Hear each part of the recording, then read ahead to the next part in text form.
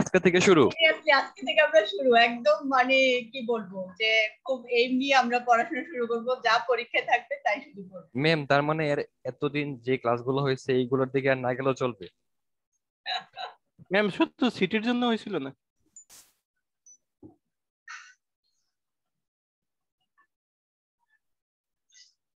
এমনি ফান করে বললাম। আচ্ছা দেখো, লোকেশন ডিসিশন এটা একটু আগে আগে পড়াই দিচ্ছি, কারণ এটার উপরে তোমাদেরকে একটা অ্যাসাইনমেন্ট দিচ্ছি, এজন্য এটা আগে পড়াই দিচ্ছি। আজকে অ্যাসাইনমেন্টটা দিয়ে দিব, 2 দিনের মধ্যে জমা দিয়ে দিবা, ঠিক আছে? তোমাদের অ্যাসাইনমেন্ট প্রেজেন্টেশনে 5 5 10 মার্কস আছে না? জি ম্যাম। ওই 10 মার্কস এর পেইন্টটা আমরা নেক্সট যে ক্লাসটা আছে ওই সময় শেষ করে দিতে চাই। না এলে ম্যাম সত্যি ম্যাম আরেকটা যে সিটি বাকি আছে সেটা কি করবেন? ম্যাম 10 মার্কস এর কি বললেন বুঝতে পারি নাই।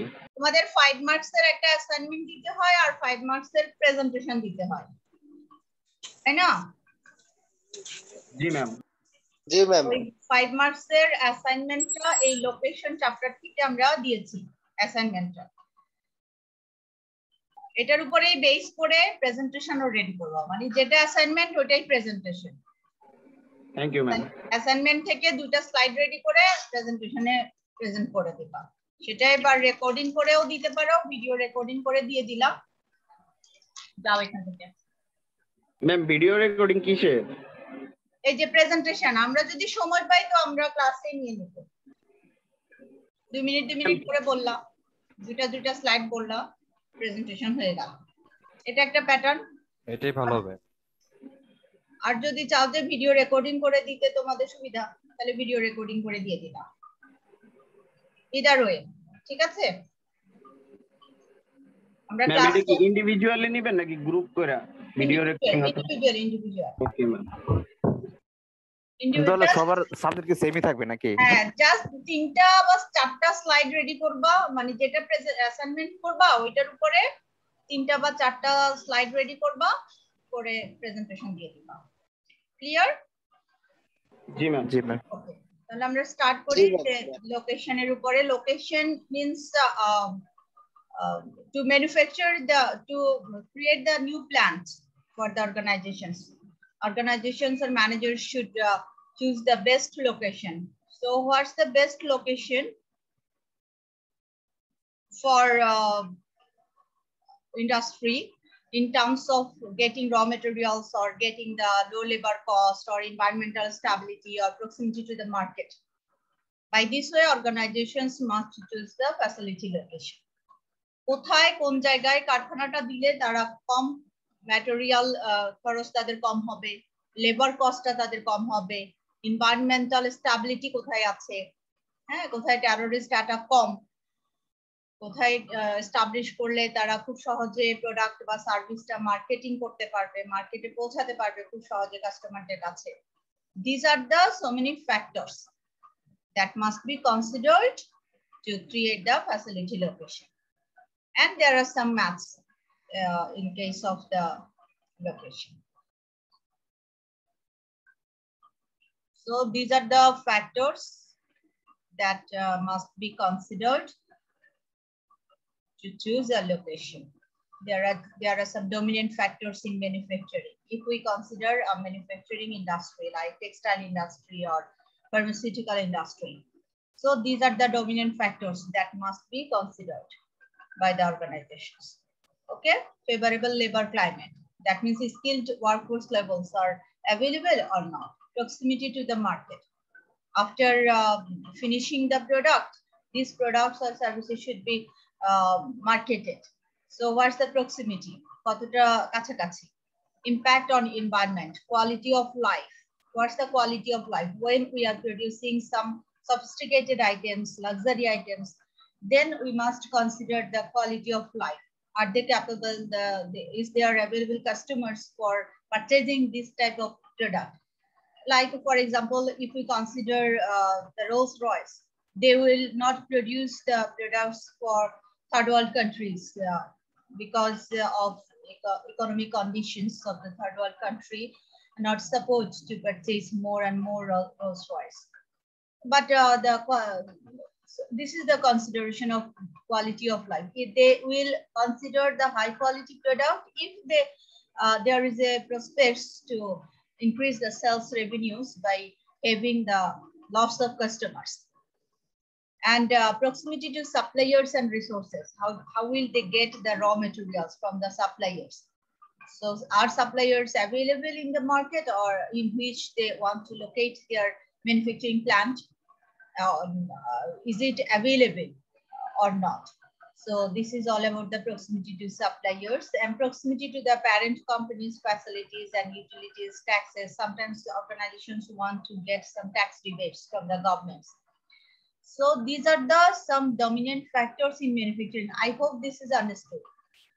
And you are supposed to read your text for creating your assignment, for developing your assignment. এই প্রত্যেকটা পয়েন্ট আমাদের বইতে আছে, ওখান থেকে একটু দেখে দেখে নিতে পারবা, বুলেন করে। Got it? Very easy. Any question? No. No, ma'am. And there are some dominant factors in services. In fact, to develop the service sectors, if we consider the alternatives, there are so many alternatives in our life. So in which location we must develop the service sectors? To consider, the organization should consider the proximity to service. In the service sectors, you know, there is a high contact of the customers. So what's the proximity to the customers? If you want to develop a healthcare center or diagnostic center, it should not be in the remote area where the people come to get some access.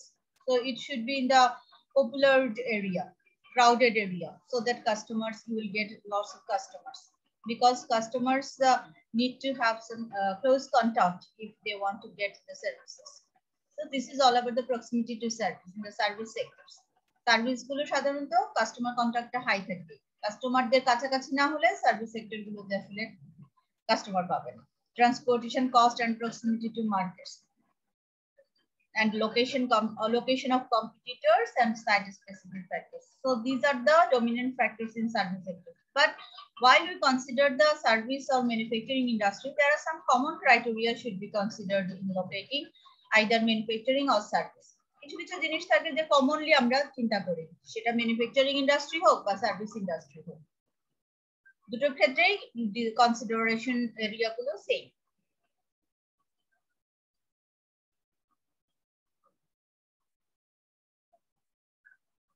So to select a new facility, the step 1, identify the important location factors and categorize them as dominant or secondary, and consider alternative regions. Like you want to move on to a foreign country, foreign location, then there are so many alternatives like Malaysia, Indonesia, Japan, or Thailand. So what should be the suitable location? Dhaka, Chittagong, Khulna. So you must consider some alternative regions. প্রথমে আমরা যেটা করি যে কয়েকটা location, alternative location আমরা চিন্তা করে রাখি, then we will fine tune what would be the best suited location. তারপর আমরা ভেরিয়েবল গুলো দিয়ে চিন্তা করি যে ওই দেশে গেলে আমাদের লেবার কস্ট কেমন হবে, proximity to the market, customers কেমন হবে, how will we get the supplies, raw materials গুলো কতটা available, R suppliers are there are few suppliers or there are many suppliers who can create the differentiated inputs, and collect data on the alternatives and analyze the data collected and bring the qualitative factors pertaining to each site into the evaluation. So the steps are clear, right? আমরা দেখবো যে ঢাকায় যদি establish করি, ঢাকার labour cost কি রকম, ঢাকার র ম্যাটেরিয়ালস अवेलेबल কি রকম। যদি চাই যে চিটাগং একটা আরেকটা অল্টারনেটিভ, তখন চিটাগং এ আমরা জাজ করব যে চিটাগং এ এই র ম্যাটেরিয়ালটা কতটা अवेलेबल হবে এবং সেখানকার লেবার কস্ট কেমন, সেখানকার এনভায়রনমেন্ট কেমন, সেখানকার কোয়ালিটি অফ লাইফ কেমন, চিটাগং এর মানুষ কি এই ধরনের আইটেম পছন্দ করে নাকি করে না। এই হচ্ছে ইভালুয়েশন। ডেটা কালেক্ট করে আমরা অল্টারনেটিভস গুলো ইভালুয়েট করব। Any confusion? There is a math. This is the preference matrix or factor weights. By analyzing the weighted scores, we can calculate the, we can choose our best suited locations.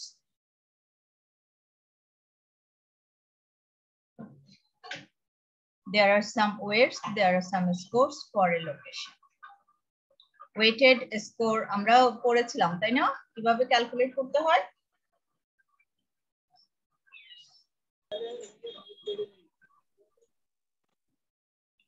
Just excuse me now. Weight এবং score multiply করে দিলেই হয়। এখন এই ওয়েটটা আমরা কিভাবে দিচ্ছি? এই ওয়েটটা সবগুলো যোগ করলে 100 হবে। এই ওয়েটটা আমরা দিচ্ছি দিস আর দ্য ভেরিয়েবলস। এই প্যারামিটারগুলো দিয়ে আমরা জাজ করি যে কোন একটা লোকেশন, যে কোনো ধরনের প্যারামিটার আমরা সেট করতে পারি এখানে টু জাজ the location. This are the location factors. আমরা একটা অঙ্ক করে ফেলি। This is the factor weighted or preference matrix বলি আমরা এটাকে। Management is considering 3 potential locations. 3টা লোকেশন তারা চিন্তা করছে, সম্ভাব্য 3টা location for a new cookie factory. বিস্কিটের একটা ফ্যাক্টরি দিবে, 3টা লোকেশন চিন্তা করছে। They have assigned scores shown below to the relevant factors on 0 to 10. 10 is the best and 0 for the worst. Using the preference matrix, which location would be preferred? এখন তোমাকে find out করতে হবে যে কোনটার লোকেশনটা সবচেয়ে ভালো। কিছুই না, জাস্ট এখানে ওয়েট দিয়েছে ম্যাটেরিয়াল সাপ্লাই। ম্যাটেরিয়াল সাপ্লাই এর ওয়েটেজ হচ্ছে 10%, কোয়ালিটি অফ লাইফ এর ওয়েটেজ হচ্ছে 20%, মাইল্ড ক্লাইমেট 30%, লেবার স্কিল 40%। এই যে ওয়েটটা দেওয়া, এটা ভ্যারি করতে পারে। যেমন ম্যাটেরিয়াল সাপ্লাই যদি এরকম হয় যে ম্যাটেরিয়ালটা অনেক এক্সপেন্সিভ এবং মেজর কস্ট কম্পোনেন্ট, সেক্ষেত্রে ম্যাটেরিয়াল বা র ম্যাটেরিয়াল অ্যাভেলেবিলিটি এটার ওয়েটেজ চলে আসতে পারে 40%, লেবার কস্টটা চলে আসতে পারে 20%। It depends on the based on the nature of the industry. একটা ইন্ডাস্ট্রি কেমন, কিসের উপরে, লেবার ইন্টেন্সিভ না ক্যাপিটাল ইন্টেন্সিভ, এটার উপরে বেস করে ওয়েট গুলো কম বেশি হতে পারে। এটা যে ইভালুয়েটর তার উপরে ডিপেন্ড করে। This is not fixed. Then the neighborhood, Sisane Street and Ronald's Playhouse. There are 3 potential locations. Now what should be chosen? কোথায় তারা আসলে দিবে? কুকি ফ্যাক্টরিটা কোন এরিয়াতে দিবে? মনে করো এটা ঢাকা, এটা চিটাগং, এটা Khulna. Get it?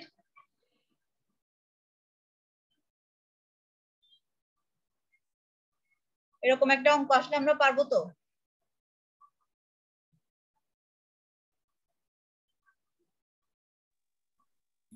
G ma'am. আমরা জাস্ট মাল্টিপ্লাই করে দিব। এটা হচ্ছে ওয়েটেজ, যে র ম্যাটেরিয়ালের সাপ্লাইটা উপরে আমরা কতটা গুরুত্ব দিচ্ছি।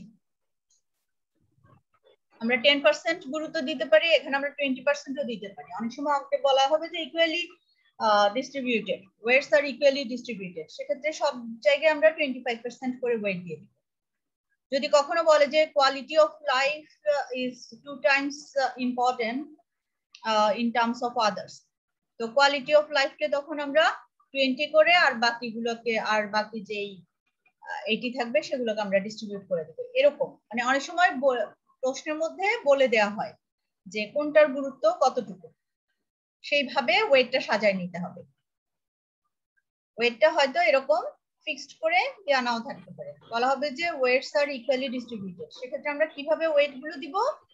সব জায়গায় 25% করে দিয়ে দিব, তাহলে 100%। ম্যাম এখানে তো ম্যাটেরিয়াল সাপ্লাই বা কোয়ালিটি অফ লাইফ এগুলো মানে কোনো ভ্যালু দেওয়া নাই, তাহলে কিসের উপর বেসিসে আমরা এটা যে হচ্ছে বাকি ভ্যালুগুলো ম্যানেজার অ্যানালিসিস করবে যে ম্যাটেরিয়াল সাপ্লাই এর অ্যাভেলেবিলিটিটা নেইবারহুড লোকেশনে কতটা অ্যাভেলেবল, সিসিএম এ কতটা অ্যাভেলেবল, রোনাল্ডস প্লে হাউসে গেলে তাদের কতটা অ্যাভেলেবল ম্যাটেরিয়াল সাপ্লাইটা। মনে করো ঢাকায় যদি একটা কুকি ফ্যাক্টরি দেয়, ঢাকায় র ম্যাটেরিয়াল গুলো কতটা অ্যাভেলেবল সে পাবে, কম দামে ভালো জিনিসটা সাপ্লায়ারদের কাছ থেকে এটার উপর ধরে একটা ভ্যালু দিয়ে দেওয়া হচ্ছে এখানে। হ্যাঁ, এখানে না ভ্যালু দেওয়া হচ্ছে যে ম্যাটেরিয়ালটা আসলে ওই ফ্যাক্টরির জন্য, ওই ইন্ডাস্ট্রির জন্য কতটা ইম্পর্টেন্ট, সেটার উপরে ডিপেন্ড করে ওয়েট দেওয়া হচ্ছে। আর এই যে স্কোরিংটা দেওয়া হচ্ছে, যেমন সিসিএম এ হচ্ছে 9 out of 10, 9, that means in the same street they will get available supply, raw materials are very available। এই এরিয়াতে যদি তারা কুকি ফ্যাক্টরি দেয় তাহলে র ম্যাটেরিয়াল পাওয়ার ক্ষেত্রে তাদের অনেক ফ্যাসিলিটিস, বাট লেবার স্কিলের ক্ষেত্রে তাদের ফ্যাসিলিটিসটা একটু কম। They will not get skilled labour force if they will set their manufacturing plant in the CCM street. Ma'am এই 9টাই কিভাবে বের হইছে? এই 9টা হচ্ছে যে অ্যাভেলেবিলিটির উপরে। তারা মনে করছে যে সিসেম স্ট্রিটে হচ্ছে র মেটেরিয়ালটা খুব সহজে পেয়ে যায়, সহজলভ্য। এটা কি ম্যাম বের করতে হবে না ম্যাম দেওয়া থাকবে? ম্যাম এখানে সবই না না ইনপুট না, নেওয়া হয়েছে না? এই জিনিসগুলো অঙ্ক করার সময় এই জিনিসগুলো দেয়া থাকবে, স্কোর গুলো দেয়া থাকবে। তোমাদের কাজ হচ্ছে শুধু এটা 5 দিয়ে 10% কে মাল্টিপ্লাই করা, 10 দিয়ে 10%, 9 দিয়ে 10% কে মাল্টিপ্লাই করে এখানে বসানো। এটা অঙ্ক করাটা খুব সহজ, অঙ্কটা আসলে কোনো যোগীয় পূরণ কিন্তু তারপরে হচ্ছে টোটাল কনসেপ্টটা ক্লিয়ার হওয়াটা ইম্পর্টেন্ট। ম্যাম এগুলোকে আলাদা আলাদা করে, যেমন আলাদা আলাদা করে গুণ করে পরে সবগুলো একসাথে যোগ করে দেব। এই যে দিস ইজ যোগ করে দেব, আর কিছুই না, যে 8 দিয়ে 10% কে গুণ করেছে, আর তো কিছু না। 7 দিয়ে এই যে 40% কে মাল্টিপ্লাই করেছে, 2.8 আসছে। ওকে ওকে ম্যাম। জি ম্যাম। এই যে এই স্কোরটা অঙ্কের পরীক্ষায় থাকলে এই স্কোর গুলো দেওয়া থাকবে, কিন্তু আমার কথা হচ্ছে যে স্কোরিংটা কিভাবে দিচ্ছে, মানে হোয়াট ডাজ ইট মিন। এখানে যে 9টা দেওয়া হলো, এটার মিনিংটা কি? এটার মিনিংটা হচ্ছে যে আমাদের যদি র মেটেরিয়ালস এর কথা চিন্তা করি, তাহলে সিসেম স্ট্রিটে raw materials are very available. যদি আমরা কোয়ালিটি অফ লাইফ চিন্তা করি, তাহলে নেইবারহুড লোকেশনের মানুষের ক্ষমতা আছে এই কুকিটা কেনা সবচেয়ে বেশি, কোয়ালিটি অফ লাইফ ভালো। আর রোনাল্ডস প্লে হাউসে যদি আমরা এই কুকি ফ্যাক্টরি দেই, সেখানকার কাস্টমারদের কোয়ালিটি অফ লাইফ খুব নিম্নমানের, তারা এই কুকি কেনার সামর্থ্য রাখে না। Got it? But ma'am weight দিয়ে দিতে তাহলে কি বুঝাইতেছে? এই ওয়েট দিয়ে বোঝাচ্ছে যে কোয়ালিটি অফ লাইফের গুরুত্ব কতটুকু। এই ভেরিয়েবল গুলোর মধ্যে সবগুলো ভেরিয়েবল কি ইকুয়ালি ইম্পর্টেন্ট? যেমন আমরা বলেছিলাম না যে একজন টিচারকে তোমরা ইভালুয়েট করবা, টিচার্স ইভালুয়েশনের যে দুটো জিনিস, মনে করো দুটো ভেরিয়েবল, একজন টিচার লেকচার ডেলিভারি দেয় ভালো, আর একজন টিচার ম্যাটেরিয়ালস দেয় ভালো। এখন ম্যাটেরিয়াল প্রোভাইড করাটা এবং লেকচার ডেলিভারি দেওয়াটা দুটো তো ইকুয়ালি ইম্পর্টেন্ট না। যেমন এই ক্ষেত্রে ম্যাম লেবার স্কিল আছে, এইটা সবচেয়ে মোস্ট ইম্পর্টেন্ট ম্যাম। এখানে সেটাই যে কুকি ফ্যাক্টরিতে লেবার স্কিলটা অনেক ইম্পর্টেন্ট। কুকি যদি মজা না হয় তাহলে তো কাস্টমার খাবে না। Okay okay, so the best one is 6.8 Ronalds play house. এখন এই জিনিসটা দেখে আমরা বুঝতে পারছি যে রোনাল্ডস প্লে হাউসটা হচ্ছে best suited location for having the cookie factory.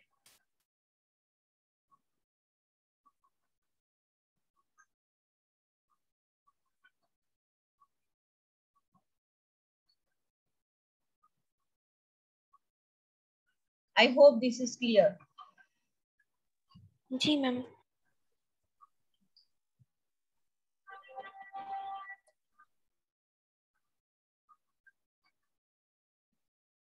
কারো কোনো কনফিউশন থাকলে বলো। ম্যাম তাহলে ম্যাম এবারে যে কোন জায়গাটাই হচ্ছে সবথেকে বেস্ট হবে ওইটাই বের করলেন। হ্যাঁ, এই জায়গাটা হচ্ছে বেস্ট। যদি তারা এখানে এস্টাবলিশ করে তাহলে তাদের জন্য সব দিক থেকে প্রফিটেবল হবে।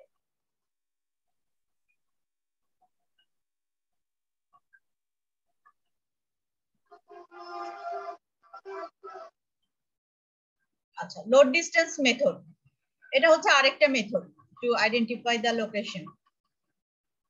এটা পরীক্ষাতে রাখি নাই, জাস্ট একটু দেখা দেওয়া। রোড ডিসটেন্স মেথড কোন জায়গায় এস্টাবলিশ করলে আমরা ট্রান্সপোর্টেশন ফ্যাসিলিটিসটা ভালো পাই, এটার ফর্মুলা হচ্ছে এটা। সহজ জিনিস, দুটা কোঅর্ডিনেট থাকে, দুটা কোঅর্ডিনেটের মধ্যে জাস্ট কম্পারিজন করা। একটা হচ্ছে ইউক্লিডিয়ান ডিসটেন্স,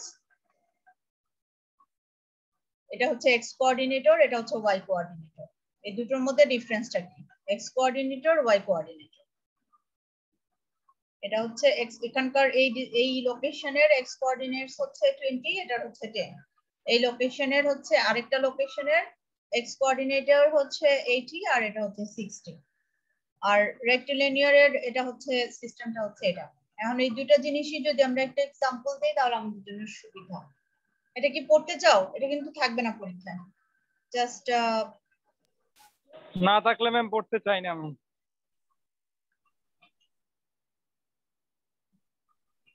সেটাই, এত কিছু পড়ে কি হবে? একটা জিনিস বোঝো ভালো করে, আমাদের পরীক্ষার জন্য অ্যাসাইনমেন্টের জন্য যেটা আছে সেটা আমি বরং দেখাই দিই।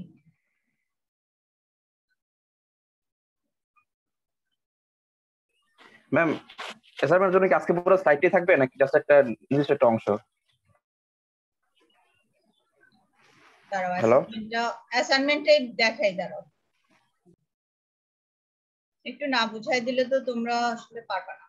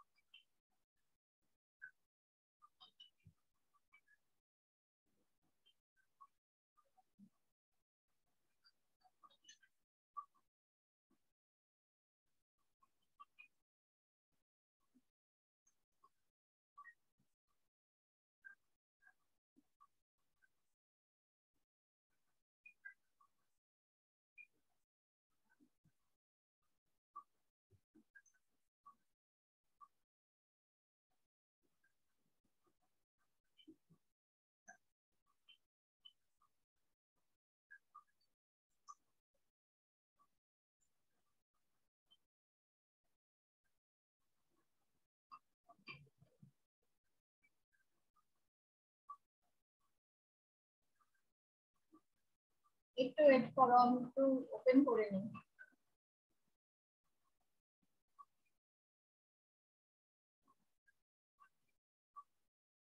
কম্পিউটার যে এত স্লো হয়েছে আর আমার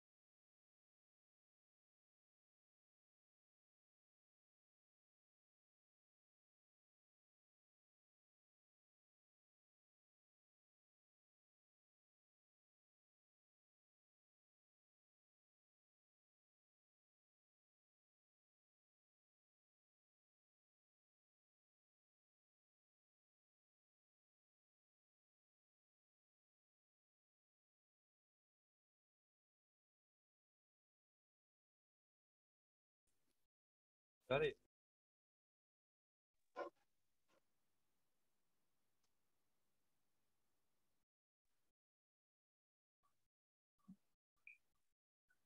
ইন্টারনেট কানেকশন চলে গিয়েছিল।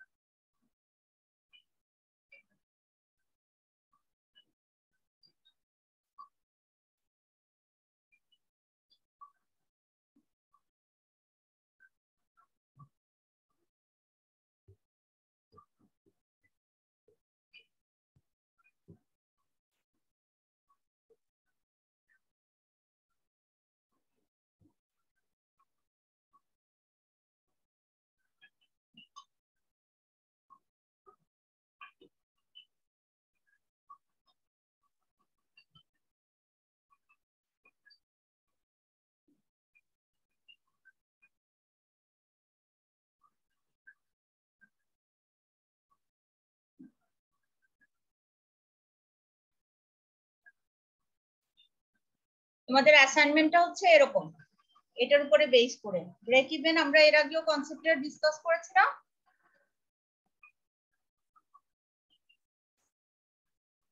কিভাবে ব্রেক ইভেনটা ক্যালকুলেট করতে হয়।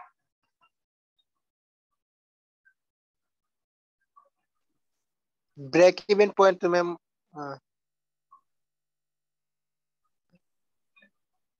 Fixed cost and variable cost, দুটো কস্ট মিলে হয় total cost. Total cost plus equal to total revenue, this is the break even point. আর যখন দুটো লোকেশনের মধ্যে আমরা চিন্তা করব, তো দুটো লোকেশনের টোটাল কস্ট যেখানে সেম, সেটা হচ্ছে ব্রেক ইভেন।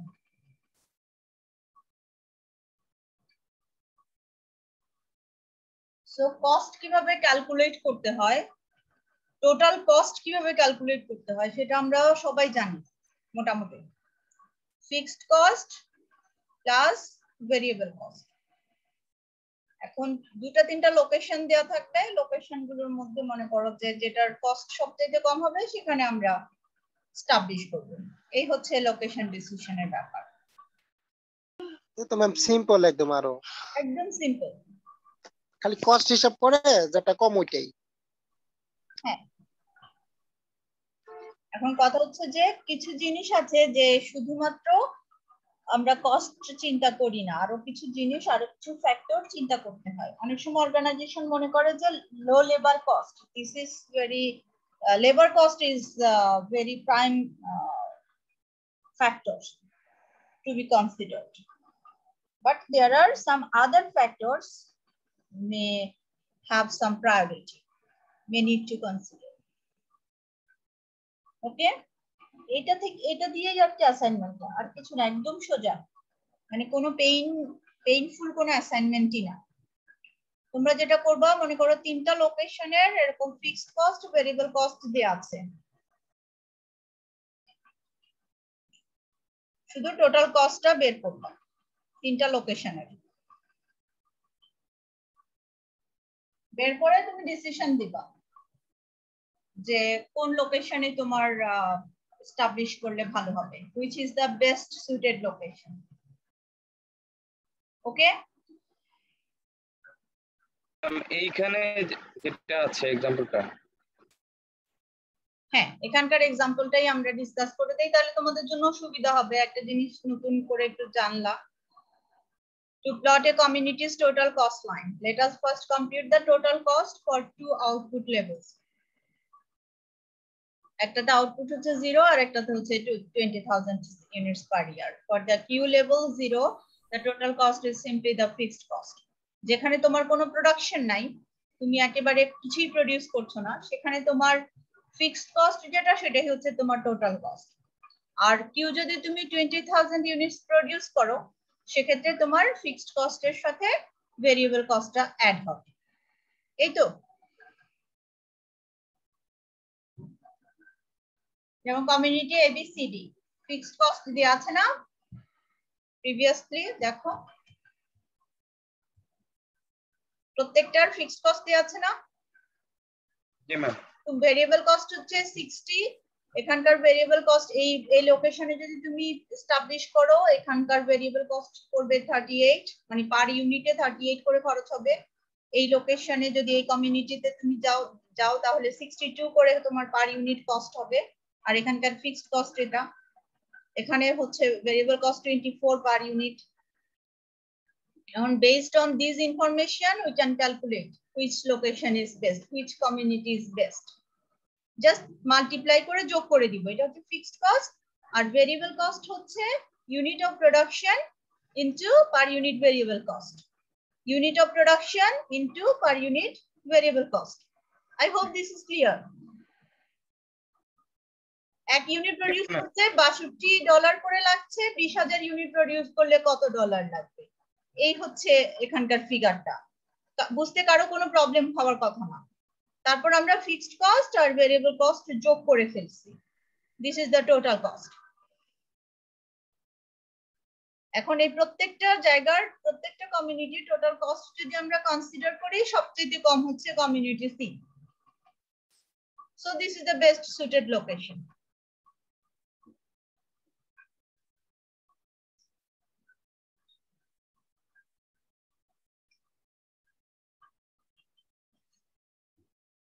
So আমাদের কাছে কি আর কোনো এটার জন্য কি কোনো কোয়েরি আছে? এটা আমরা বের করে ফেলতে পারবো, রাইট? জি ম্যাম। ম্যাম গ্রাফ কি দিতে হবে না জাস্ট খালি বলতে মানে ডিসকাস করতে হবে যে কোন লোকেশনে? গ্রাফ দিতে হবে না, তোমরা জাস্ট অঙ্কটা সিম্পলি করবা, করে ডিসিশনটা লিখবা, তারপরে ছোট একটা কোশ্চেন আছে, কোশ্চেনটা আনসার করবা। ব্যাস। কোশ্চেনটা হচ্ছে what other factors might be considered in choosing between expansion and subcontracting? ওখানে তিনটা অল্টারনেটিভ দেয়া আছে তোমাদের অ্যাসাইনমেন্টটাই একটু দিয়ে দিতে যাচ্ছি এখনই, তাহলে আমার মনে হয় তোমাদের জন্য বেটার। অ্যাসাইনমেন্টটা আমি এখনই অ্যাসাইন করে দিচ্ছি, ওকে? একটু ওয়েট করো।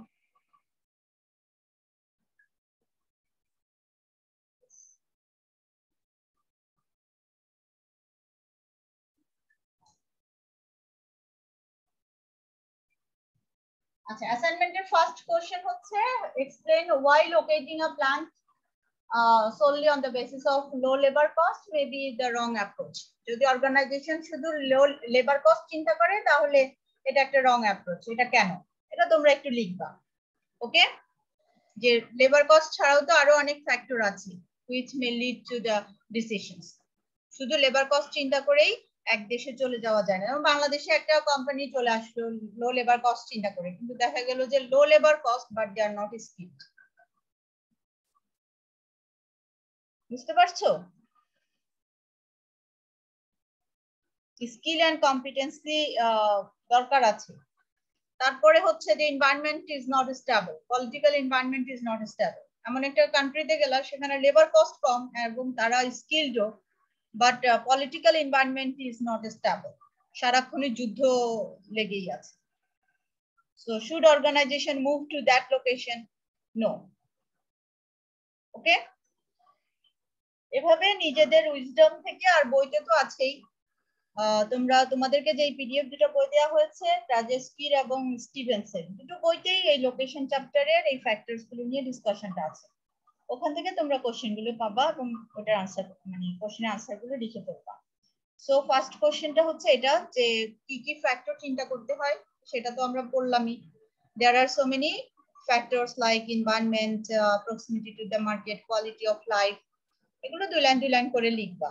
আর যখন প্রেজেন্ট করবা, অঙ্কটা তো আর প্রেজেন্টেশনে দিবা না, শুধু তোমরা ডিসকাশন পয়েন্ট গুলো নিয়ে ডিসকাস করবা 2 মিনিট, যে কি কি ফ্যাক্টর তারা চিন্তা করবে। আর সেকেন্ড যেই কোশ্চেনটা, দুটো কোশ্চেন দিয়েছি, একটা হচ্ছে what are the factors that should be considered in locating the facilities, আরেকটা হচ্ছে যে লো লেবার কস্ট চিন্তা করাটা ঠিক কিনা বা রং অ্যাপ্রোচ কিনা। আর সেকেন্ড যে কোশ্চেনটা সেটা হচ্ছে তিনটা অল্টারনেটিভ দেওয়া আছে, একটা ম্যাথস দেওয়া আছে, ওই ম্যাথসের উপরে ডিপেন্ড করে তুমি একটু ডিসিশন দেবা যে তিনটার অল্টারনেটিভস এর মধ্যে কোন অল্টারনেটিভস এর গেলে ভালো। For example, organization can produce through the in-house operations and can go for the subcontracting or they can go for the expansion strategy.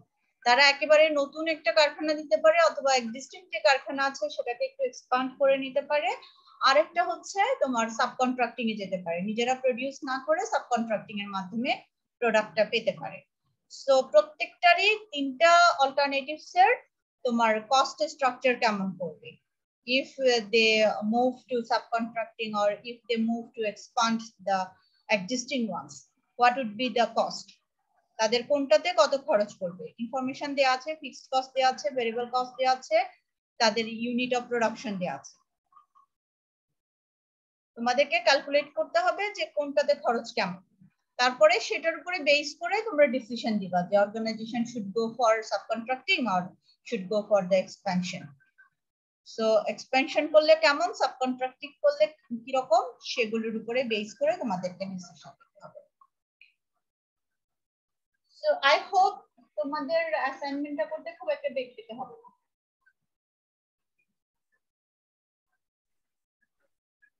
কিছু বলতে একটা কোশ্চেন বলো। আমাদের তো 2টা সিটি হয়েছে আর একটা সিটি বাকি আছে, সেক্ষেত্রে কি অ্যাসাইনমেন্ট দিয়ে দিবেন? না, আরেকটা সিটি নিয়ে নিই আমরা, ক্যাপাসিটি প্ল্যানিং আর ইনভেন্টরি ম্যানেজমেন্ট পড়াই, তারপরে আমরা ওটার উপরে সিটি দিয়ে দিব।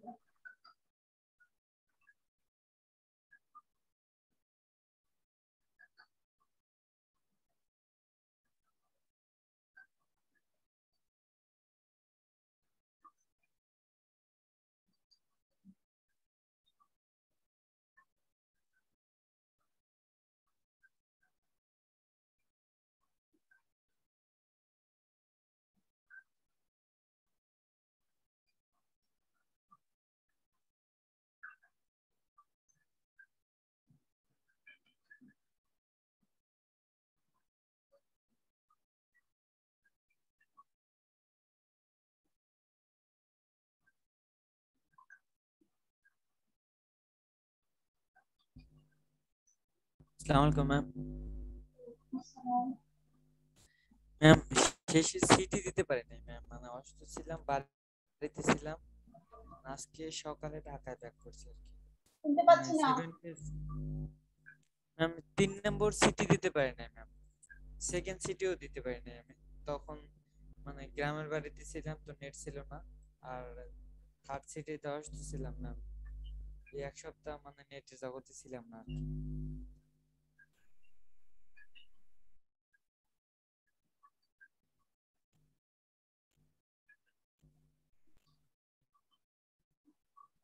আপনার কন্টাক্ট করার জন্য মানে অনেক চেষ্টা করছিলাম, কিন্তু আপনার নাম্বার নাই, এই পেজের কাউরে ওইভাবে চিনিও না বলতে গেলে। আমার এক বন্ধুরে বলছিলাম, আমি কথা বুঝতে পারছি না তোমার। কথা শোনায় না ম্যাম? বেলাল হোসেন বলছো? হ্যালো, হ্যাঁ জি ম্যাম। বেলাল হোসেন, তোমার কি সমস্যা? ম্যাম সেকেন্ড সিটি এবং থার্ড সিটি দিতে পারি না ম্যাম। থার্ড সিটি এখনো নেই তো। ম্যাম 31 তারিখে একটা সিটি নেওয়ার কথা ছিল না নাকি? ওটা তো সেকেন্ড ছিল।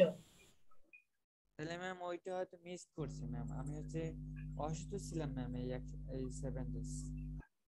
তাহলে থার্ডটা মিস করো না। বলছিলাম ম্যাম, কিন্তু ফার্স্ট সিটি খুবই খারাপ হয়েছে ম্যাম।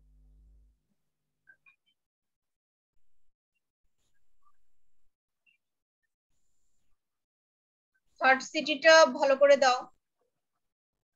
আচ্ছা, আমি তোমাদেরকে অ্যাসাইনমেন্ট দিয়ে দিয়েছি, তোমরা দেখো। ম্যাম দেখতেছি। দেখো ম্যাথসটা দেখো যে ওটা করতে পারবা কিনা। পারবা? সহজ একদম।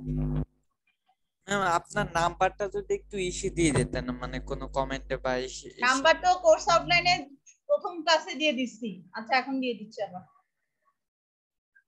ম্যাম এইখানে কাউরে চিনি না বলতে এমন। আর কোর্স আউটলাইনে তোমার গুগল ক্লাসরুমেই তো আমার নাম্বার আছে, যে কোর্স আউটলাইনে নাম্বার সবকিছু আছে।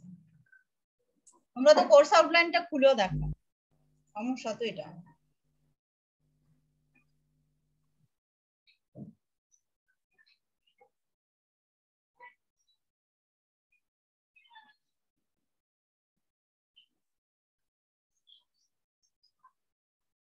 দেখো তো তোমাদের ইয়েটা কি অ্যাসাইন হয়েছে? জি ম্যাম, আসছে। হ্যাঁ, একটু ওপেন করে দেখো যে তোমাদের কারো কোনো প্রবলেম আছে কিনা অ্যাসাইনমেন্টকে ঘিরে।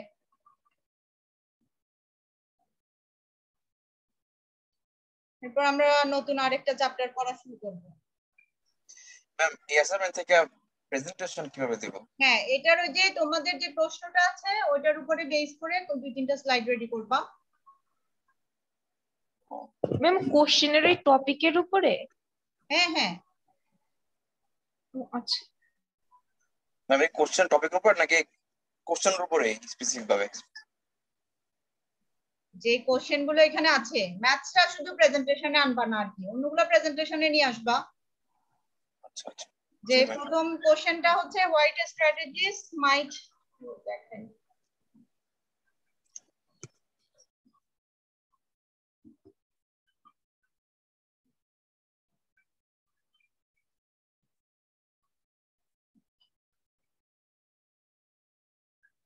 দেখতে পাচ্ছ এটা স্ক্রিন কি দেখা যাচ্ছে এই হ্যাঁ হ্যাঁ জি ম্যাম জি ম্যাম দেখা যাচ্ছে। এই যে এখানকার যে প্রশ্ন আছে না যে what strategies might you employ before making your decision and explain while locating a plan solely on the basis of low labor cost may be the wrong approach. এটার উপরে প্রেজেন্টেশন দিবা, ডিসকাস করব আর কি এটার উপরে। আর হচ্ছে এই যে what other factors might be considered in choosing between expansion and subcontracting, এবং এক্সপেনশন এবং সাবকন্ট্রাক্টিং তিনটা যেই ইয়ে, একটা হচ্ছে তো তোমার নিউ লোকেশন, একদম নতুন একটা লোকেশনে যাবে, আর একটা হচ্ছে সাবকন্ট্রাক্টিং এর মাধ্যমে করবে, আউটসোর্সিং এর মাধ্যমে, আর একটা হচ্ছে এক্সপান্ড এক্সিস্টিং ফ্যাসিলিটিস। তোমার এখানে এটা তো অঙ্ক করে বের করবা যে which alternative will get the lowest total cost.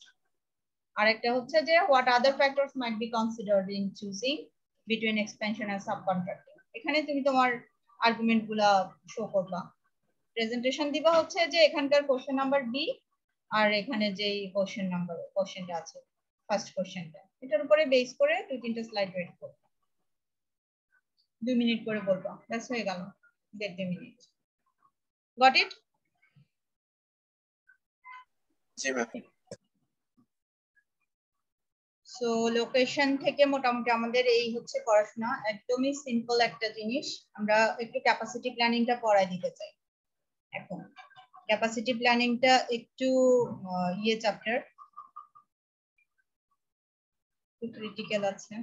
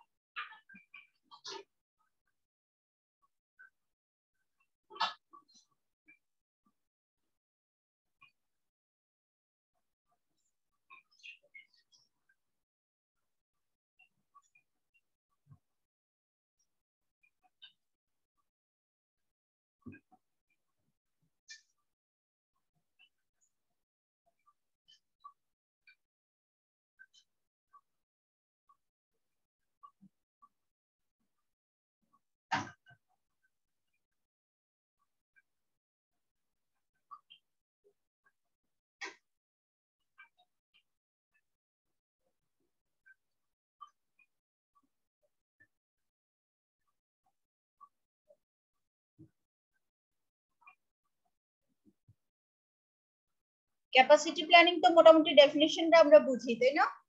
একটা সিলিং ঠিক করে নেওয়া যে কত অ্যামাউন্ট তারা প্রডিউস করবে।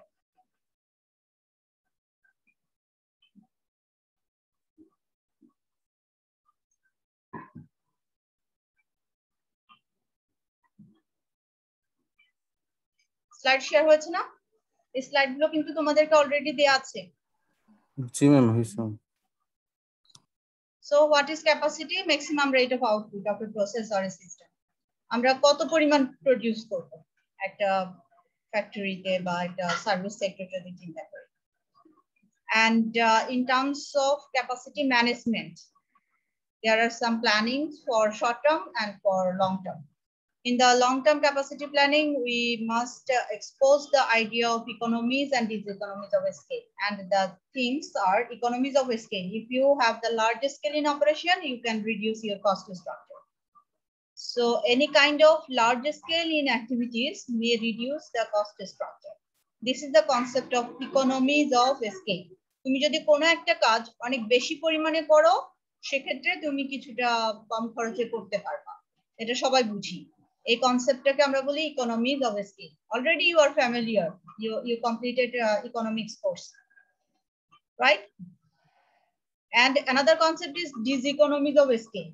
এগুলো ভাইভাতে জিজ্ঞেস করবো, আমাদের 15 মার্কসের ভাইভা আছে না, ওখানে জিজ্ঞেস করবো যে what is economies of scale and what is diseconomies of scale. Diseconomies of scale means sometimes if we expand our activities, if we exceeded our capacity, over capacity, then it may increase our production cost again. আমরা একটা পর্যায়ে আমাদের economic of scale enjoy করতে করতে একটা পর্যায়ে আমরা যদি অতিরিক্ত যদি স্কেলে যদি অপারেশন গুলো অ্যাক্টিভিটি গুলো বাড়াই তাহলে আবার পার ইউনিট কস্টের সাথে সাথে ফিক্সড কস্টটাও বেড়ে যায়। For example, if you consider our Green University of Bangladesh, if there are 7,000 students and in that sessions, and there are 3 buildings are actively operating. But if by this way, they may have the economies of scale. Onek student বাড়ছে, economies of scale enjoy হচ্ছে. Fixed costs are scattered to the variable, to the number of units or number of activities. Fixed cost গুলো scattered হয়ে যায় unit যত বাড়ে, unit of production যত বাড়ে. But if you need to purchase or you need to extend another building, নতুন আরেকটা যদি বিল্ডিং নিতে হয় তখন আবার কি হয়, নতুন করে কিছু ফিক্সড কস্ট অ্যাড হয়। So in that situations organizations face the diseconomies of scale, তখন আবার পার ইউনিট কস্ট বেড়ে যায়। আমরা বলছি যে if large scale in operation it may increase the cost, অনেক বেশি পরিমাণে কোনো কিছু করলে খরচ কম হয়, কিন্তু যদি অনেক বেশি পরিমাণে করতে যে ক্যাপাসিটি এক্সপান্ড করতে যে যদি দেখা যায় যে আবার ফিক্সড কস্ট অ্যাড হয় তখন আবার ডিসইকোনমিজ অফ স্কেল দেখা দেয়, তখন আবার এফিশিয়েন্সি গেইন করতে, কস্ট রিডাকশন ফ্যাসিলিটিস গেইন করতে আরো কিছু সময় তখন তাকে ওয়েট করতে হয়। এই হচ্ছে একটা concept, economies and diseconomies of scale. আরেকটা কনসেপ্ট হচ্ছে capacity timing and sizing strategy. Sometimes organisations just want to wait and see strategy. They want to follow the wait and see strategy. If demand is highly exceeding, increasing, demand is increasing, demand onek bere jacche. So in that situations, organizations can have the wait and see strategy, and they can have some overtime and over subcontracting or contractual employee by to manage their expanded demand. So this is one of the strategy, sizing strategy. They can have some wait and see strategy. তারা দেখতে পারে চায় যে demand ভ্যারিয়েবিলিটিটা আসলে কেমন, demand যে বাড়ছে এটা কি sustainable demand or variable demand, কিছুদিন পরে ডিমান্ড কি কমে যাবে, কিছুদিন পরে যদি ডিমান্ড কমে যায় আর তারা যদি একসাথে অনেক লোক নিয়োগ করে ফেলে ডিমান্ড বাড়ছে দেখে, কিছুদিন পরে ডিমান্ড যখন ফল করবে তখন এতগুলো লোককে আর কাজ দিতে পারবে না, right?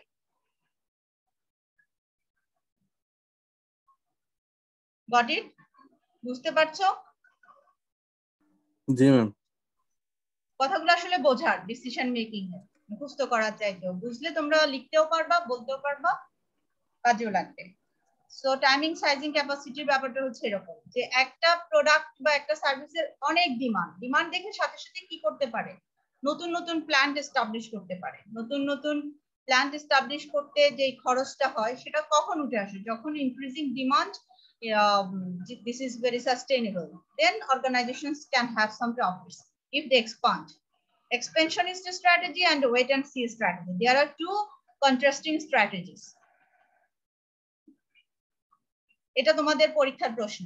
What's the difference between what's the concept of economies and diseconomies of scale? এটা পড়বা পরীক্ষার জন্য, গুগল ফর্মে যে পরীক্ষা হবে বা ভাইবা যেটা হবে সেটার জন্য। আরেকটা পড়বা হচ্ছে capacity timing and sizing strategy. There are two strategies, expansionist strategies and wait and see strategy. Wait and see strategy means organization can manage the expanded demand through the overtime, through the use of subcontracting or use of contemporary or contractual employee. And what is expansionist strategy? At the early stage of the increasing demand, they will expand to their capacity because they are highly optimistic that their demand will be sustainable. A demand ta je বাড়ছে সেটা খুব sustainable হবে। Okay, got it? So long term capacity planning এর ক্ষেত্রে organisation এই জিনিসগুলো চিন্তা করে, শর্ট টার্মের ক্ষেত্রেও কিছু জিনিস চিন্তা ভাবনা আছে, সেগুলোতে আমরা আর যাচ্ছি না। পরীক্ষার জন্য যতটুকু লাগছে আমরা ততটুকু করছি। আরেকটা কনসেপ্ট আছে বটলনেক অপারেশন। অনেক সময় দেখা যায় যে যদি এক্সপান্ড করে ফেলে তখন বটলনেক অপারেশনের মুখোমুখি হতে হয়। What is bottleneck operation? Sometimes if you consider you will hire more people and in a process. একটা প্রসেসে তুমি একজনের জায়গায় দুইজন লোক নিয়োগ করবে যাতে তুমি প্রসেসটার ক্যাপাসিটি বাড়াতে পারো। কিন্তু প্রসেস তো কন্টিনিউয়াস ফ্লো প্রসেসে, ওয়ার্ক ফ্লো প্রসেসে একটা full process should not be handled by one unit. There are lots of units. So if you increase your number of employees in unit 1, then there is a need to increase the people for unit 2. Unit 1 এর কাজের পরে হয়তো unit 2 কাজ শুরু করবে। এখন unit 1 এ তুমি দুইজন লোক নিয়োগ করলা কিন্তু unit 2 তে একজনই আছে। তখন এই unit 1 এর যে একজন লোকের যে কাজ সেটা প্রসেস করাটা ইউনিট 2 এর জন্য সহজ, কিন্তু দুইজন লোকের কাজটাকে প্রসেস করার জন্য ইউনিট 2 তে যখন একজন লোক থাকবে তখন সে আর প্রসেস করতে পারবে, তখন এই আইটেমটা আইডল পড়ে থাকবে। এটাকে আমরা বলি বটলনেক অপারেশন, হ্যাং হয়ে যাওয়া। তো এগুলো ডেফিনিশন গুলো এই স্লাইডের মধ্যে মোটামুটি আছে, আর যদি স্লাইড না পাও তোমরা ক্রাজেস্কির বইটা পড়বা, ক্রাজেস্কি এন্ড রিসম্যান, ওইখান থেকে এই স্লাইডটা প্রিপেয়ার করা ক্যাপাসিটি প্ল্যানিং এর। সো ক্যাপাসিটি প্ল্যানিং বা ক্যাপাসিটি ম্যানেজমেন্ট, এখান থেকে আমাদের পরীক্ষাতে অনেকগুলো প্রশ্ন থাকে, সো একটু কেয়ারফুলি পড়বা। Measures of capacity and utilisation, output measures, input measures and utilisation. অনেকভাবেই ক্যাপাসিটি এবং ইউটিলাইজেশন গুলো মেজার করে। এই মেজারমেন্ট গুলো একটু দেখো। Output, use output measures when process has high volume, যেমন পেন, মেটাডোর পেন তৈরি করছে, আটা ময়দা সুজি তৈরি করছে, so high volume continuous flow process, so in that situation they will measure the output. But in case of highly customised item, যখন customised item গুলো like batch item or project or project item, then they are using input meter, তখন তারা চিন্তা করে যে একটা প্রজেক্টের জন্য কত টাকা খরচ হচ্ছে, ইনপুটটা চিন্তা করে, কতজন লেবার লাগছে, ইনপুটটা চিন্তা করে। If this is highly customized item, product variety and process divergence is very high. এক একটা প্রসেস থেকে আরেকটা প্রসেস, একজনের কে সার্ভিস দেওয়ার থেকে আরেকজনকে সার্ভিস দেওয়াটা ডিফারেন্ট। যেমন হেলথ কেয়ার ইন্ডাস্ট্রি গুলো এক একজনের ক্ষেত্রে এক এক রকম, কারো হয়তো রিং বসাতে হবে হার্টে, আর কারো হয়তো normal diagnosis, normal prescription, so অনেক ভেরি করে। সো ইনপুটের উপরে ডিপেন্ড করে কার কাছ থেকে কত টাকা দিবে, কার সার্জারিতে কত টাকা লাগবে। ওকে, so the product or service mix is changing, productivity rates are expected to change and significant learning effects are expected. Learning effects মানে হচ্ছে familiarity with the technology, কতটা দ্রুত তারা টেকনোলজির সাথে পরিচিত হতে পারছে। Economies and diseconomies of scale, এটা কনসেপ্টে এখানে আছে। Economies of scale is spreading fixed cost, reducing construction cost, cutting cost of purchase materials. একসাথে যদি অনেক ম্যাটেরিয়াল কেনা হয় খরচ কম, ফাইন্ডিং প্রসেস অ্যাডভান্টেজ, প্রসেসের ক্ষেত্রেও অ্যাডভান্টেজ পাওয়া যায় এই জিনিসগুলো। আর ডিসইকোনমিজ অফ স্কেল হচ্ছে complexity, loss of focus and inefficiencies. এত পরিমাণ ক্যাপাসিটি এক্সপ্যান্ড করা পরে দেখা যায় যে ডিসইকোনমিজ অফ স্কেল দেখা যায়। এখানকার এক্সাম্পলটা একটু দেখো। If you have 250 beds, then you may be loser in terms of break even, you will not get some profits. But if you have 500 beds in hospital, যদি 250 জায়গায় 500 বেড যদি তোমার থাকে, then the doctor and nurses are sufficient and you have the economies of scale. যে doctor এবং nurse এই মুহূর্তে আছে তারা 250টা বেডকে সার্ভিস দিতে পারে। আর যদি 500 বেড হয় তাহলেও তোমার এক্সিস্টিং যেই স্টাফ আছে সেটা দিয়ে তুমি কভার করতে পারবা। কিন্তু যখন তোমার 750, এখানে হচ্ছে ইকোনমিজ অফ স্কেলটা, scale they will enjoy the economies of scale. But if you expand your bed capacity, হসপিটালের নাম্বার অফ বেড যদি তুমি 750 করে ফেলো, then there is a diseconomies of scale, তখন তোমাকে আবার এক্সট্রা করে ডক্টর নার্স হায়ার করতে হবে। এই হচ্ছে কনসেপ্ট। সহজ জিনিসগুলো জাস্ট একটু ডেফিনেশনটা পড়বা, বিশেষ করে ইকোনমিজ অফ স্কেলের ডেফিনেশনটা শিখবা, এটা সহজ মনে রাখা। Large scale in operation may reduce the cost structure. আর সাইজিং ক্যাপাসিটি, অর্গানাইজেশনের ক্যাপাসিটি কুশন রাখতে হয়। The amount of reserve capacity a process uses to handle sudden change. হঠাৎ করে যদি প্রচুর পরিমাণে ডিমান্ড চলে আসে, এটাকে ডিফেন্ড করার জন্য কিছু এক্সট্রা অ্যামাউন্ট অফ প্রোডাকশন তারা রাখে, ইনভেন্টরি করে রাখে, মজুদ পণ্য রাখে, সেটাকে আমরা বলি ক্যাপাসিটি কুশন। আর যেটা বললাম যে এক্সপেনশনিস্ট স্ট্র্যাটেজি, টাইমিং এন্ড সাইজিং ক্যাপাসিটির মধ্যে দুটো স্ট্র্যাটেজি, একটা হচ্ছে এক্সপেনশনিস্ট স্ট্র্যাটেজি আর একটা হচ্ছে ওয়েট এন্ড সি স্ট্র্যাটেজি। এগুলোর ডেফিনেশন পড়বা, এক্সাম্পল পড়বা বই থেকে, বইতে সুন্দর করে লেখা আছে। ওয়েট এন্ড সি এর এক্সাম্পল হচ্ছে, for example, organisations will manage their extended demand through the overtime, through the subcontracting or use of contractual employee. Our expansionist strategy হচ্ছে organizations will set up their new location, new establishment, new premises, নতুন কারখানা দিবে। Concept খুবই সহজ, আর এটা না পড়লেও চলবে, এই অঙ্কগুলো আমরা করব না। সো এই হচ্ছে ক্যাপাসিটি থেকে আমাদের পড়াশোনা। So do you have any question? Capacity থেকে আমরা আর অঙ্ক করছি না। সো ক্যাপাসিটি প্ল্যানিং এর ক্ষেত্রে আরেকটা প্রশ্ন করবা, সেটা হচ্ছে যে capacity planning is a big picture approach. Why is it a big picture approach? কেন ক্যাপাসিটি প্ল্যানিংটা একটা বিগ পিকচার অ্যাপ্রোচ? যেমন আমরা একটু আগে বললাম না, economies and diseconomies of scale, ওইখান থেকে, ওই কনসেপ্ট থেকে এই প্রশ্নটাও থাকতে পারে।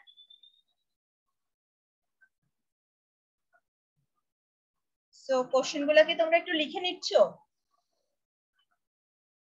কেউ একজন একটু লিখো, ক্যাপাসিটি থেকে কি কি পড়তে হবে লিখে গ্রুপে দিয়ে দিও। আরিফ?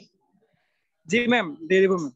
কোশ্চেন গুলা লিখো যেগুলো পড়তে হবে, কারণ অনেক কিছু আছে স্লাইডে, এত কিছু পড়া লাগবে না। আচ্ছা ম্যাম, বলেন। কি কি পড়বা এটা একটু লিখে রাখো, লিখে জাস্ট ওই জিনিসগুলো পড়বা। হোয়াট ইজ ক্যাপাসিটি, ডেফিনেশন পড়বা। Okay ma'am. তারপর হচ্ছে economies and diseconomies of scale, define economies and diseconomies of scale. আচ্ছা ma'am, define.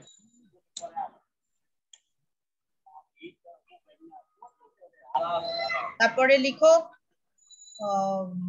explain the big picture approach in capacity planning. Big picture approach in capacity planning. Capacity planning. Big picture approach টা কি রকম? যে if organizations want to increase the bed, তারা হসপিটালের bed চাচ্ছে যে expand করতে, হ্যাঁ, to gain the economies of scale. তারা চাচ্ছে যে তাদের যে ডক্টর এবং নার্স আছে সেটা দিয়ে তারা সবচেয়ে মানে বেস্ট ইউটিলাইজেশনটাকে এনশিওর করতে চায়, যে সব ডাক্তার, সব নার্স তারা যেন বেস্ট ইউজ করতে পারে, ক্লিনার, রুম ক্লিনার যেন বেস্ট ইউজ করতে পারে। এটা হচ্ছে ইকোনমিজ অফ স্কেল।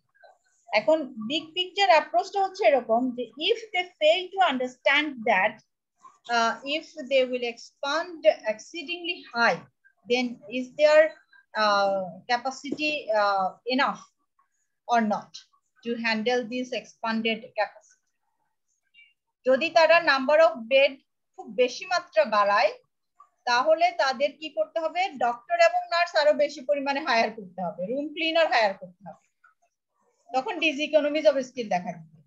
সো শুধুমাত্র বেডের সংখ্যা বাড়ালে পেশেন্টের নাম্বার বাড়বে, নাম্বার অফ পেশেন্ট তারা বেশি সার্ভিস দিবে এবং রেভিনিউ বেড়ে যাবে, তাদের ইনকাম বেড়ে যাবে। এটা এটা এটা কি মানে ঠিক রাইট অ্যাপ্রোচ? তারা যখন নাম্বার অফ বেড বাড়াবে তখন তাদেরকে number of doctor, patient, room cleaner সবকিছু বাড়াতে হবে। If you consider a hotel industry or motel industry, for example, a hotel manager wants to expand the room of hotel, তারা হোটেলের রুম সংখ্যা বাড়াতে চায়, then there is a need to consider whether they have the car parking facilities for their clients or not. তাদের কাস্টমাররা যখন আসবে গাড়িটা রাখবে কোথায়, এই জায়গাটা আছে কিনা, যে পরিমাণ রুম আছে সেই পরিমাণ কাস্টমার যদি আসে তাহলে তাদের গাড়ি রাখার জায়গাটাও করে দিতে হবে, তাই না? হাউসকিপিং ফ্যাসিলিটিস, দেখা যায় যে কিছুদিন হয়তো হাউসকিপিং ফ্যাসিলিটিস ওভারটাইমের মাধ্যমে করায় নিল, কিন্তু লং টাইম ওভারটাইম কেউ করতে চায় না, এমপ্লয়িরা বিরক্ত হয়। আর ওভারটাইম হচ্ছে পুরাটাই হচ্ছে উইলিংনেস, আমার ইচ্ছে হলো করবো, ইচ্ছে হলো করবো না, ওভারটাইম করলে এক্সট্রা পে, আমি নিলাম না extra pay. So overtime concept is not always the right choice for expanded capacity. Got it? This is the big picture approach. Managers should think about this. মনে করো যে ক্লাস সাইজ বাড়ায় দিলাম ইউনিভার্সিটিতে, একটা ক্লাসে 100 জন স্টুডেন্ট বসায় দিলাম, but there is no sound system, যে একদম ব্যাক বেঞ্চে বসবে সে তো কিছুই শুনতে পাবে না। ওকে, সো সাউন্ড সিস্টেম ফ্যাসিলিটিস থাকতে হবে if you want to expand the class size. This is the concept of big picture approach. I hope this is clear. So question ta likhecho, right? G ma'am. Then another question. আরেকটা question লিখো যে expansionist contrast expansionist strategy and wait and see strategy.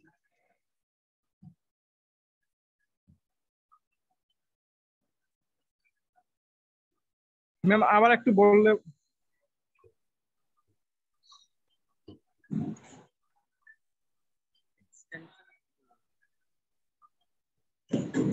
এই যে লেখো, এখান থেকে লিখো। ওকে। Compare and contrast expansionist strategy and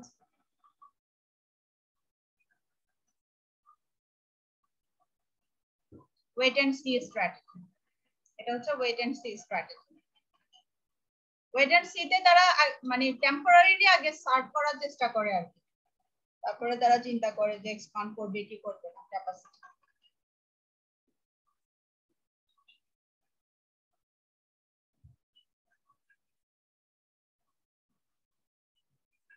G ma'am. আরেকটা কনসেপ্ট হচ্ছে contrast design capacity and effective capacity. Design capacity and effective capacity. Contrast design capacity and effective capacity.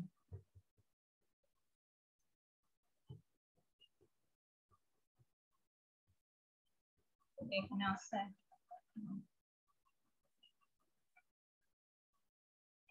G ma'am শেষ করছি।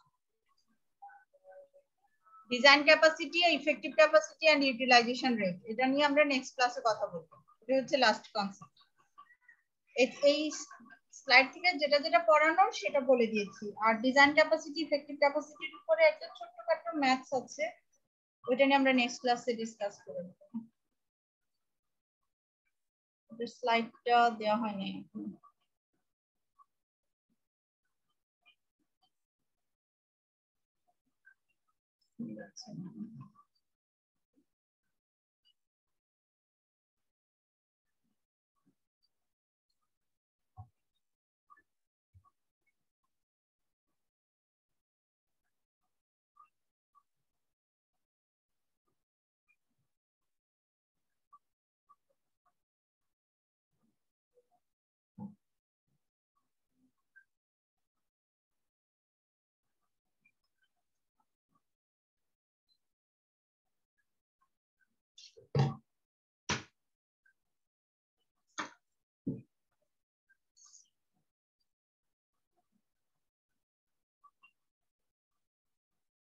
আমরা নেক্সট ক্লাস টেস্টটা 9 তারিখে নেই।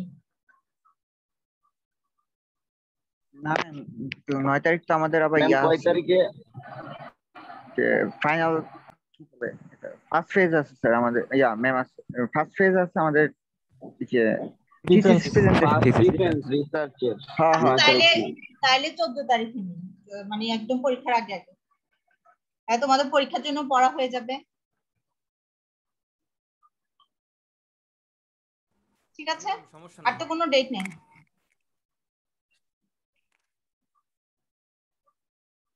তাহলে সিলেবাস কি থাকবে এর জন্য, সিটির জন্য? এই সিটির জন্য হচ্ছে ক্যাপাসিটি প্ল্যানিং আর ইনভেন্টরি ম্যানেজমেন্ট। ইনভেন্টরি ম্যানেজমেন্ট আমরা হচ্ছে 7 তারিখে পড়বো, 7 তারিখ 9 তারিখ, তাই না?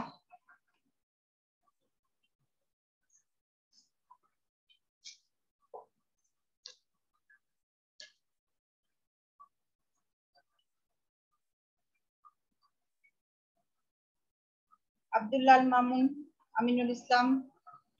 Yes, ma'am. ইথি Roy. Present, please. Nure Alam. Yes, ma'am. আহাদি। Yes, ma'am. Syed Nabila. Yes, ma'am. ইমাম। ইমাম হোসেন আছো? Yes, ma'am. ম্যাম শুনতে পাচ্ছেন? হ্যাঁ হ্যাঁ দিয়েছি। Abu Bakar. Yes, ma'am. Sabikun Nahar. Yes, ma'am. Arafat Sarkar. Yes, ma'am. Hridoy Khan. Present, ma'am. Mahbub Sajid. Yes, ma'am. Aidul Alam. Antasha. Jahidul Alam Rasel. Rimon. Yes, ma'am. Shafiqul. Yes, ma'am. Merin Jyoti. Present, ma'am. Mehedi Hasan. Afsana. Ma'am, Jerujiti আছি। Ma'am, Afsana. দিয়েছি আফসানা, তোমরা চাইলে লিভ নিতে পারো। Farhad Reza. Simon. Yes, ma'am. Farhad Reza নাই? ফরহাদ কি জয়েন করেছিল? ম্যাম ছিল তো ম্যাম, মনে হয় নেটের সমস্যা। জাহিদুল ইসলামকে তো দেখতে পাচ্ছি। ম্যাম ফরহাদ জয়েন করেছিল, ও থাকে খুব প্রত্যন্ত অঞ্চলে, নেটওয়ার্ক ডিস্টার্ব করে। কে? ফরহাদ। ফরহাদ জয়েন হতে দেখছো তো? জি ম্যাম ছিল ম্যাম। ঠিক আছে, দিয়ে দিলাম। সুপ্ত তো আছে। ইভা রয়। Yes, ma'am. Afsana. Fahima. Arafat. Achi, ma'am. Yes. Zahidul ইসলাম। Yes, ma'am. আচ্ছা, জাহিদুল ইসলাম 2 জন, তাহলে ও আছে।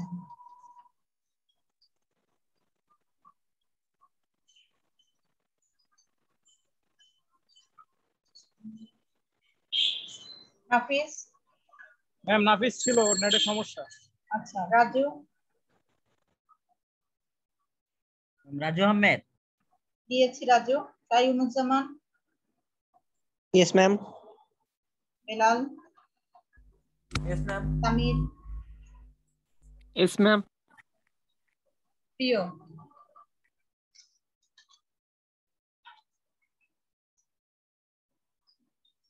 ঠিক আছে, খুদাহাফেজ। আর কেউ কিছু বলতে চাও?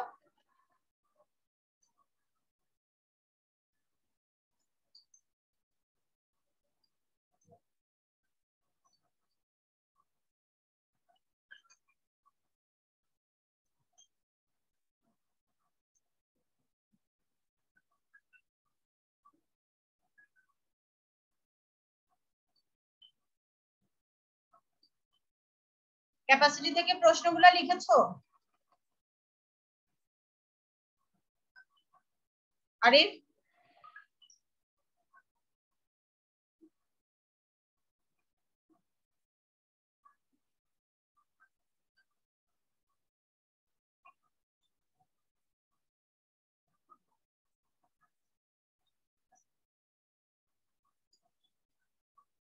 ওকে, খুদাহাফেজ।